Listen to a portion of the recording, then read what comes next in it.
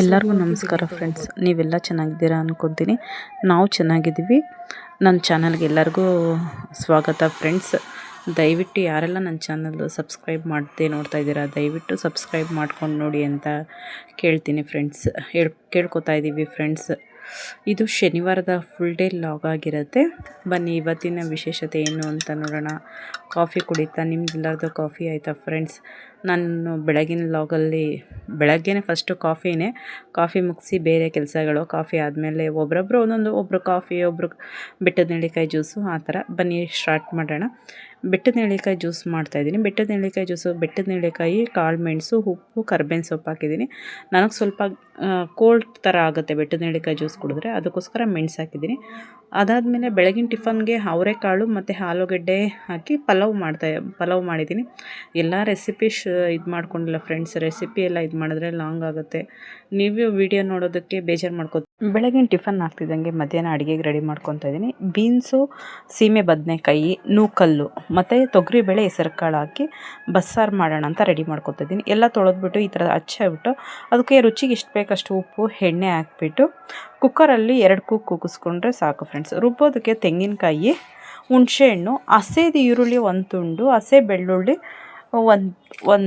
ಒಂದೇ ಒಂದು ಇಳಕು ಮತ್ತು ರುಬ್ಬೋದಕ್ಕೆ ಮತ್ತು ಹುರ್ಕೊಂಡು ಈ ಮಸಾಲೆಗಳನ್ನ ರುಬ್ಕೋಬೇಕು. ಈರುಳ್ಳಿ, ಬೆಳ್ಳುಳ್ಳಿ, ಜೀರಿಗೆ, ಮೆಣಸು, ಹುರ್ಕೊಂಡು ರುಬ್ಕೋಬೇಕು. ಟೊಮೊಟೊ ಮತ್ತು ಕೊತ್ತಂಬರಿ ಉರಿಯೋದು ಬೇಡ, ಹಾಗೆ ರುಬ್ಕೋಬೇಕು. ಹಾಗೆಯೇ ಇದು ಹೆಸರು ಕಾಳು ಮತ್ತು ಬೇಳೆ ಬೇಯಿಸಿದ್ದೀವಲ್ಲ ತರಕಾರಿ ಜೊತೆಲಿ, ಅದನ್ನು ಹೆಸರು ಕಾಳು ಬೇಳೆ ಇದಿಷ್ಟನ್ನು ಹಾಕ್ಕೊಂಡು ನುಣ್ಣಗೆ ರುಬ್ಕೋಬೇಕು. ಇದನ್ನು ನೋಡಿ, ಇವಾಗ ನಾನು ಕೊತ್ತಂಬರಿ ಸೊಪ್ಪು ಹಾಕ್ಕೊತಾ ಇದ್ದೀನಿ, ಹಾಗೆ ಟೊಮೊಟೊನೂ ಹಾಕ್ಕೊತಾ ಇದ್ದೀನಿ. ಅದನ್ನು ರುಬ್ಕೊತೀನಿ. ಇದು ರುಬ್ಕೊಂಡು ತೊಗೊಳೋಷ್ಟೊತ್ತಲ್ಲಿ ಇದನ್ನು ಹುರ್ಕೊಂಬಿಡೋಣ.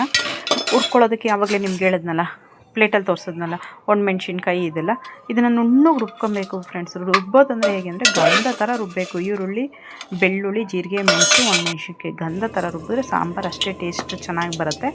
ಇದು ನನಗೆ ನಮ್ಮಮ್ಮ ಹೇಳ್ಕೊಟ್ಟಿದ್ರು. ಹಂಗಾಗಿ ಕರ್ಬೇವಿನ ಸೊಪ್ಪು, ಸಾಸಿವೆ, ಬೆಳ್ಳುಳ್ಳಿ, ಕರ್ಬೇವಿನ ಸೊಪ್ಪು ಇದನ್ನು ಒಗ್ಗರಣೆಗೆ ಹಾಕ್ಕೊಂಡು, ಒಗ್ಗರಣೆಲಿ ಒಂದು ಸ್ವಲ್ಪ ಗೋಲ್ಡ್ ಕಲರ್ ಹಾಕ್ತಿದ್ದಂಗೆ ರುಬ್ಬಿರೋದು ಏನಿದೆ ಮಸಾಲೆ ಅದನ್ನು ಹಾಕ್ಕೊಬೇಕು. ರುಬ್ಬಿರೋ ಮಸಾಲೆ ಫಸ್ಟ್ ಒಂದು ಸ್ವಲ್ಪ ಕುದ್ದಿದ ತಕ್ಷಣ ಸೆಪ್ಪೆ ಸಾರು ಹಾಕ್ಕೊಂಡು ರುಚಿಗೆ ಎಷ್ಟು ಬೇಕೋ ಅಷ್ಟು ಉಪ್ಪು ಹಾಕಬೇಕು.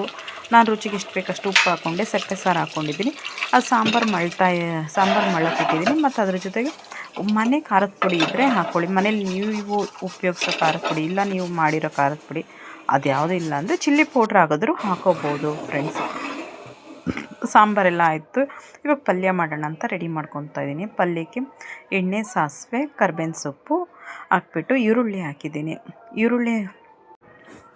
ಈರುಳ್ಳಿ ಹಾಕ್ಕೊಬೇಕು ಫ್ರೆಂಡ್ಸ್. ಈರುಳ್ಳಿ ಹಾಕ್ಕೊಂಡು ಅದೊಂದು ಸ್ವಲ್ಪ ರೋಸ್ಟ್ ಆಗ್ತಿದೆ.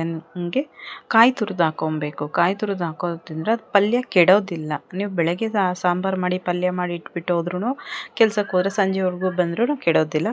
ನಮ್ಮ ಮನೇಲಿ ಒಂದೊಂದು ಸಲ ನಾವು ಮಧ್ಯಾಹ್ನ ಮಾಡಿರ್ತೀವಿ, ಸಂಜೆವರೆಗೂ ಏನೂ ಕೆಡೋದಿಲ್ಲ. ಬೆಳಗ್ಗೆ ಮಾಡಿಟ್ಟರು ಕೆಡೋದಿಲ್ಲ ಫ್ರೆಂಡ್ಸ್. ಹಂಗಾಗಿ ನಾನು ಕಾಯಿನ ಹುರಿದ್ಬಿಡ್ತೀನಿ.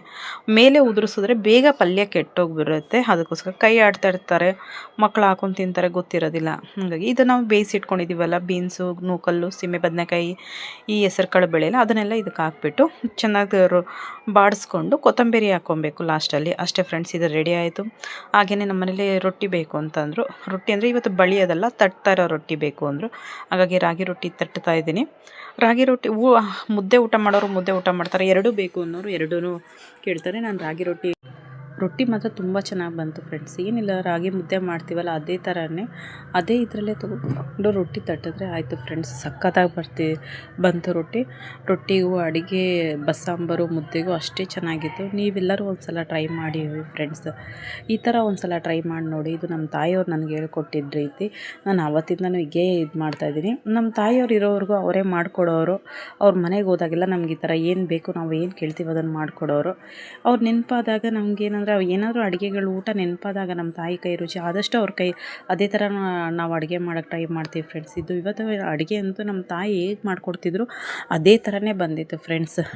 ನನಗೆ ಅಮ್ಮ ತುಂಬ ಮಿಸ್ ಮಾಡ್ಕೊತಾ ಇರ್ತೀನಿ ಫ್ರೆಂಡ್ಸ್. ಅವಾಗವಾಗ ಅಮ್ಮ ಇಲ್ಲದೇ ಇರೋರಿಗೆ ಅದು ನೋವೇನು ಅಂತ ಗೊತ್ತಾಗ್ತಿರತ್ತೆ. ತುಂಬ ಅಂದರೆ ತುಂಬ ಮಿಸ್ ಮಾಡ್ಕೊತಾ ಇರ್ತೀವಿ. ಅದಕ್ಕೆ ಹೆಣ್ಮಕ್ಳಿಗೆ ತಾಯಿ ಇರಬೇಕು. ತಾಯಿ ಹತ್ರ ಅಷ್ಟೇ ಫ್ರೆಂಡ್ಸ್ ಎಲ್ಲ ಕಷ್ಟನೂ ಹೆಣ್ಮಕ್ಳು ಶೇರ್ ಮಾಡ್ಕೊಳಕ್ಕಾಗೋದು. ಇನ್ಯಾರಾದರೂ ಎಲ್ಲರೂ ಕೇಳ್ತಾರೆ ಅಷ್ಟೇ, ಮತ್ತು ನಮ್ಮನ್ನು ಕೀಳಾಗಿ ನೋಡ್ತಾರೆ ಅಷ್ಟೇ. ತಾಯಿ ಒಬ್ಬರೇ ಫ್ರೆಂಡ್ಸ್ ಹೆಣ್ಮಕ್ಳಿಗಾಗೋದು. ತಾಯಿ ಇರೋರಿಗೆ ಅದ್ರ ಸಂತೋಷನೇ ಬೇರೆ, ಅದು ಖುಷಿನೇ ಬೇರೆ. ತಾಯಿ ಇರೋರಿಗೂ ಅಷ್ಟೇ, ತಾಯಿ ಇಲ್ಲ ಅಂದರೆ ತವರು ಇಲ್ಲ, ಏನೂ ಇಲ್ಲ ಅನಿಸುತ್ತೆ ಫ್ರೆಂಡ್ಸ್. ಈ ವಿಡಿಯೋ ಎಲ್ಲರಿಗೂ ಇಷ್ಟ ಆಗಿದೆ ಅಂತ ಅಂದ್ಕೊತೀನಿ.